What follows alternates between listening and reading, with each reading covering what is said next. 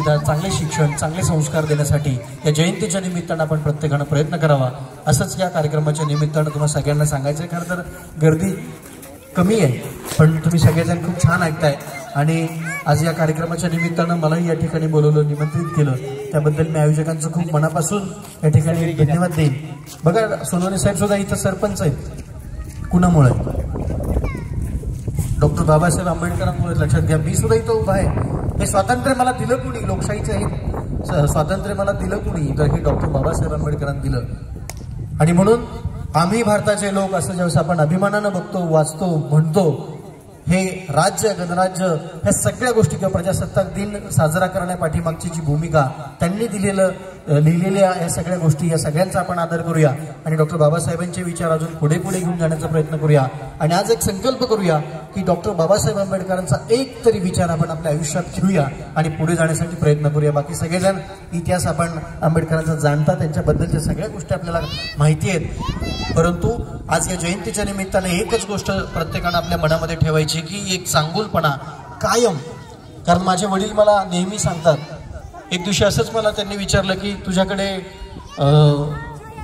तुला कोणी कोणी मदत केली?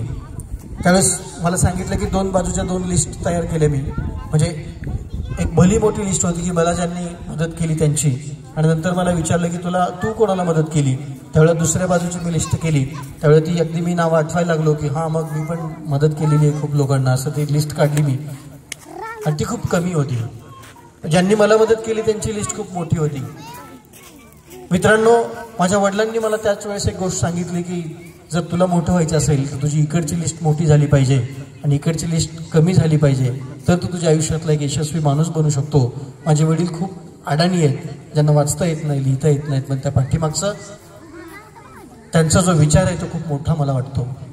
आणि म्हणून तुम्ही तुमच्या आयुष्यामध्ये एखादी गोष्ट करत असताना, एखाद्याला मदतीचा हात आपल्या कुटुंबामध्ये, आपल्या आजूबाजूला कोणाला तरी समाज बांधवावरती ज्यावेळेस एखादी वेळ येते त्यावेळेस त्यांना आपण मदत केली पाहिजे। सामाजिक उपक्रमामध्ये आपण सहभाग नोंदवला पाहिजे।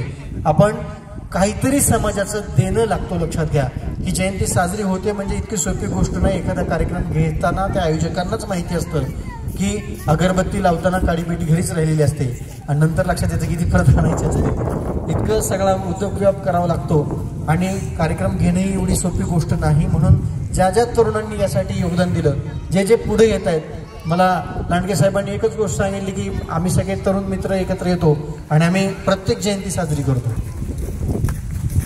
आज लक्षात घ्या, या महामानवांना वाटून घेतलंय लोकांनी। आंबेडकरांची जयंती ही फक्त जय भीमवाले आपले सगळे इकडच्याच लोकांनी साजरी करायची। अण्णाभाऊ साठेंची जयंती ठराविक लोकांनी साजरी करायची। छत्रपती शिवाजी महाराजांची जयंती अमुक अमुक लोकांनी साजरी करायची। अहिल्यादेवी होळकरांची जयंती अमुक अमुक लोकांनी साजरी करायची। हे कुठेतरी बदललं पाहिजे, हा विचार त्यांच्या मनात सर्वप्रथम आला आणि त्यांनी सगळ्या जयंत्या साजऱ्या करण्याचा प्रयत्न केला। त्यांच्यासाठी एकदा आपण जोरदार टाळ्या वाजवूया, कारण हा खरा डॉक्टर बाबासाहेब आंबेडकरांचा विचार आहे। ज्यावेळेला तुम्ही आम्ही सगळे एकरूप होऊ, ज्यावेळेला तुम्ही आम्ही सगळेजण एका ताकदीनं, एका विचारानं काम करू, त्यावेळेला क्रांती घडणार आहे। लक्षात घ्या, अहिल्याबाई होळकर जर असं म्हटले असतं की मी माझ्या समाजातल्याच लोकांसाठी काम करेन, किंवा छत्रपती शिवाजी महाराज जर म्हणले असते की हे सगळे गड किल्ले मी माझ्याच समाजासाठी देईन, सगळ्यात जास्त त्रास त्यांना भोसल्यांकडून झाला हे वेगळं सांगण्याची गरज नाही। परंतु हिंदू धर्माचं रक्षण सुद्धा अहिल्यादेवींनी त्यांच्या काळामध्ये मंदिरं बांधून केलं। त्यावेळेस औरंगजेबाने केलेल्या सगळ्या आपल्या हिंदू धर्मावरच्या म्हणजे मंदिरांचा केलेला पुनरुद्धार त्यांनी जो केला तो प्रचंड मोठा आहे। त्यांचं काम भारतभर आहे, आपण सगळेजण जाणतो। म्हणून या सगळ्या महापुरुषांचे विचार, या सगळ्यांचं मिश्रण तुमच्या आमच्यामध्ये असलं पाहिजे। आपल्या रक्तात ह्या गोष्टी असल्या पाहिजेत, मना